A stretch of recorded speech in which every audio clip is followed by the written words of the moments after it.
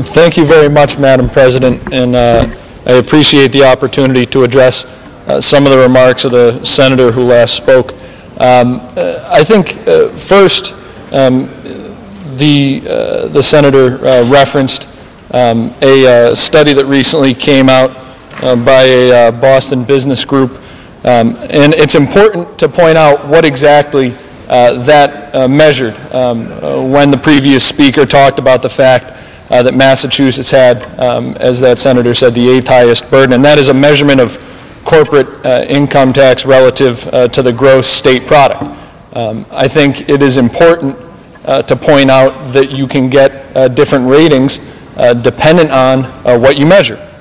For instance, the Council on State Business Taxation's, or Council on State Taxation's business tax burden ranks Massachusetts 43rd for overall business tax level in fiscal '09.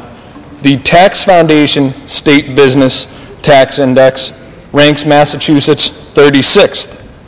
Forbes ranks Massachusetts 34th. So it all depends on what you measure and what you consider to be a cost of business and what you consider to be part of the bigger package of what you measure.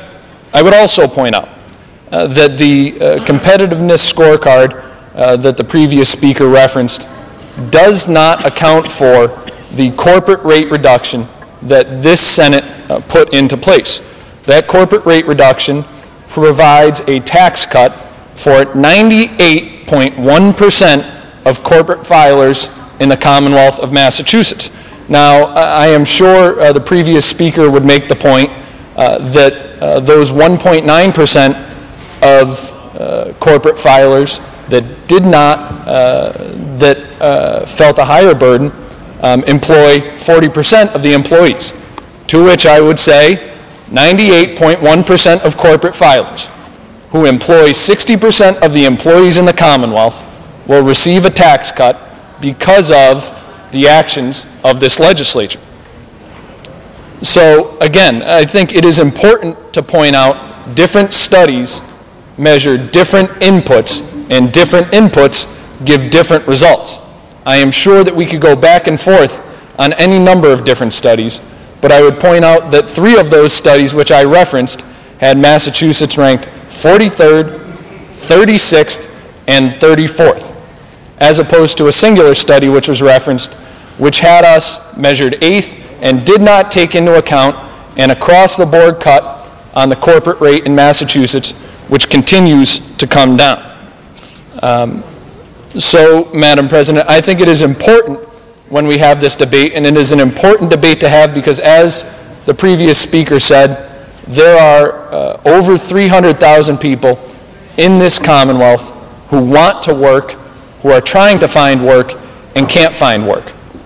Those 300,000 plus people are not Democrats and Republicans or independents or unenrolled. They are citizens of the Commonwealth of Massachusetts. I do not think it is a political issue in this body or anywhere else to say that it is incumbent on us to do everything we can to find ways to put them to work. That is not a partisan issue. That is not a political issue. I think we all agree on that, and we can have honest disagreements about the best way to put them to work.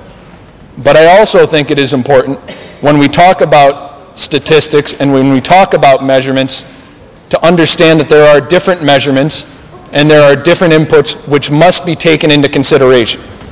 No one in this body believes that the bill before us will solve every problem before us, but it is part of solving the problems that are before us, and in the long run, I believe that we will be in a better position coming out of this crisis because of the bill that is before us and because of steps that we have taken, like cutting the corporate rate, like producing a more fair tax code in this Commonwealth.